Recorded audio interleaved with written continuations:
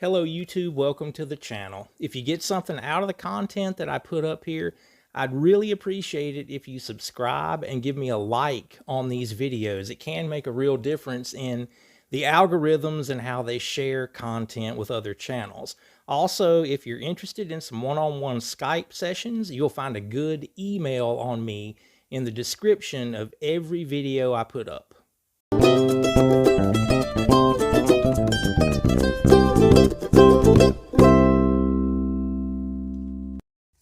Hey everybody, stick around to the end. We're going to be doing the Wayne's World of Mandolin sticker challenge once again this week, looking for the name of the player and the name of the tune of a little slice of something that I'm putting on the end of each one of these videos.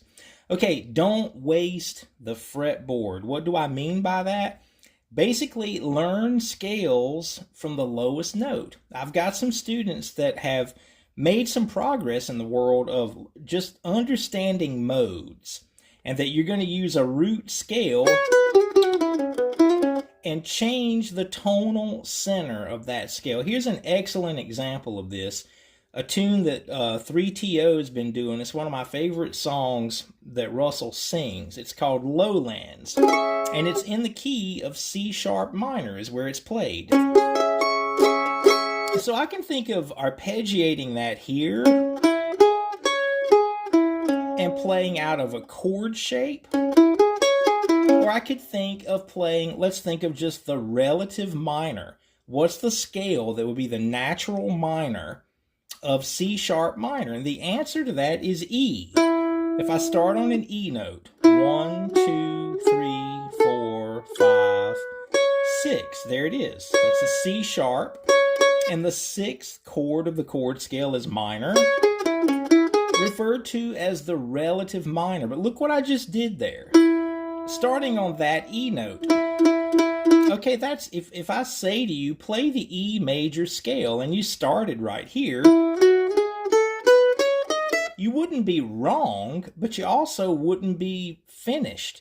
Every one of the intervals of that scale that happens under that E note, that's the fretboard that you're wasting. In this case, every one of those intervals. And look at that nice extension. If we thought of the major scale shape, you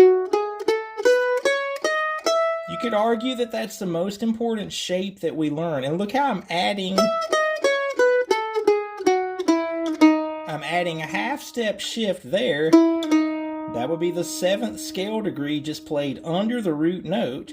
Now look how perfectly symmetrical those lines are. In this case, 1st, 2nd, 4th, 6th. 1st, 2nd, 4th, 6th. Perfectly symmetrical lines. That way I've gained access to all of those intervals below the root note of E in this case. So there we would have, for good reason, that C sharp minor.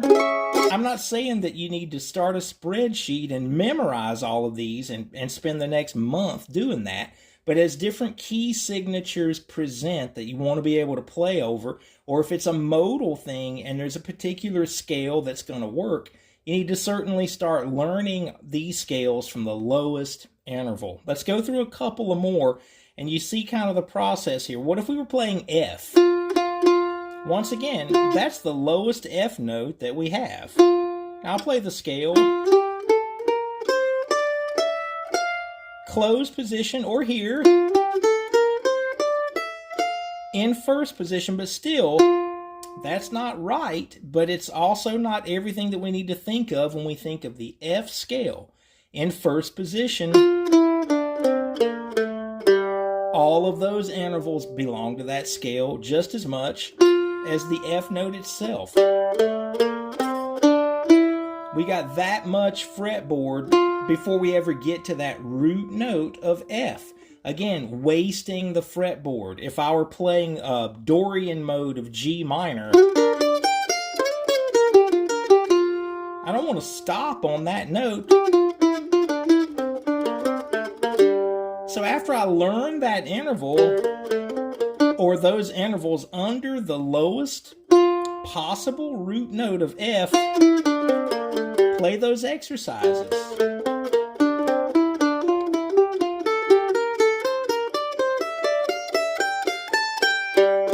Over the particular mode that you happen to be using the scale in this case, G minor Dorian. Now I know all of that F scale. This is really studying the fretboard. When you understand the importance of something like this, figure these intervals out on your own. Use your noodle to do that. It's way more productive than watching someone else play an exercise and then just copying it. Force yourself to think about what are the intervals of that scale and how many notes under that root note are there available on the fretboard. This is all stuff I've talked about, scales and things like that in my Learn the Fretboard playlist. Plenty of other stuff there if you need a few other pieces before you're ready for this. Okay, so one more, D. That's our lowest D note. And we could play that open, or we could play it on the 7th fret. You've probably done that in fiddle tunes and played that double note. Well, once again, there's kind of the bowl of gravy version of a D scale. But these intervals, those all belong to that scale as well.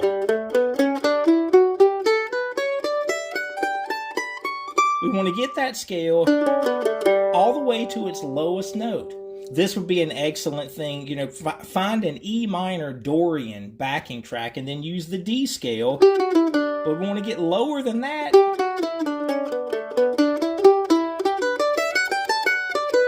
The same way we'd want to access the higher notes all the way up to a high E if we were playing an E Dorian like that. You wouldn't want to shortchange yourself out of this neighborhood of the mandolin that we love for those high sparkly notes. So don't let that happen here either. So there's like 3 examples of trying to get those scales all the way down to their lowest interval, not just starting on the lowest note of that scale that we happen to have on the fretboard. Okay, I hope this helps. I'm going to try to get through a piece of something for our sticker challenge now. If you watch the channel, you probably would be familiar with this tune.